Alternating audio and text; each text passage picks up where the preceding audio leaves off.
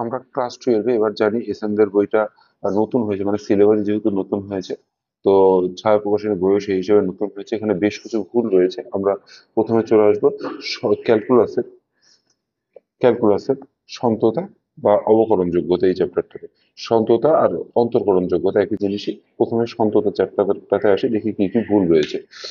দেখো এখানে এমসিকিউ এর 4 নম্বর কোশ্চেনটা দেখো, এখানে কি বলছে যে কে এর মানগুলো দেওয়া আছে, কিন্তু অ্যান্সার হবে কে এর সমস্ত মানের জন্য, যে কোনো কে বিলংস টু রিয়েল নাম্বারের জন্য, ঠিক আছে?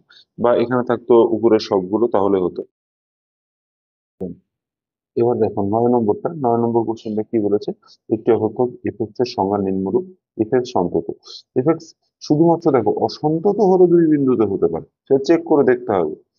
যদিও সন্তত, কিন্তু অন্য কোনো বিন্দুতে অসন্তত হতেই পারে না, সমস্ত বিন্দুতেই সন্তত। এই যে 1, 3, 4 এগুলো যে বিন্দু বলে দিয়েছে, তার জন্য চেকের দরকার নাই, শুধুমাত্র ব্রেকিং পয়েন্টই সন্ততা চেক করতে হয়, তাই সমস্ত বিন্দুতেই সন্তত হবে।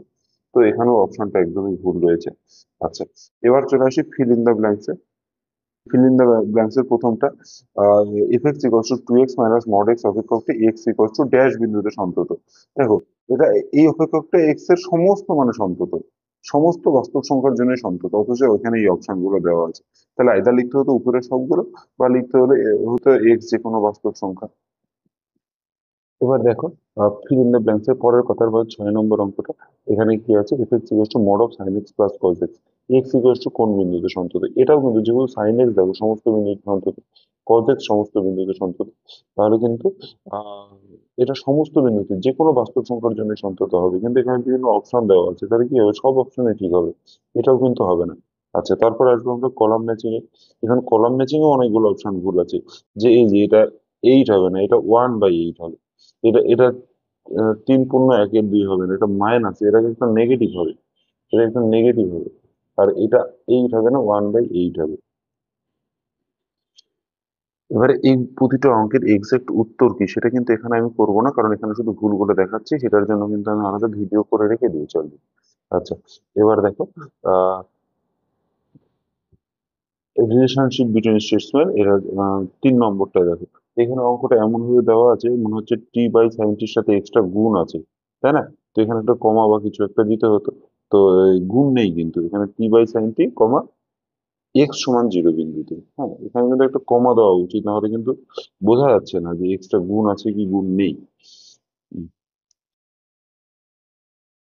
এবার আমরা চলে আসবো ট্রু ফলস। ট্রু ফলস এর দেখো 6 নম্বর অঙ্কটা। 6 নম্বর অঙ্ক, সরি, হ্যাঁ, 6 নম্বর অঙ্কটা। 6 নম্বর অঙ্কটাতে এখানে শুধুমাত্র বিবৃতি টুটা ঠিক, কিন্তু সেটার কোনো অপশনই নেই, বিবৃতি শুধু বিবৃতি টু ঠিক, 1 আর 3 ঠিক নয়। তো তার জন্য এটার অপশন গুলো অবশ্যই ভুল আছে, কোনটা ঠিক হবে। তো এছাড়াও আরো কিন্তু অনেক কিছু ভুল আছে বইটাতে। হ্যাঁ, তো আমি যেটুকু আপাত দৃষ্টিতে একবার দেখে আমার মনে হয়েছে ভুল, সেইগুলো কিন্তু দিলাম।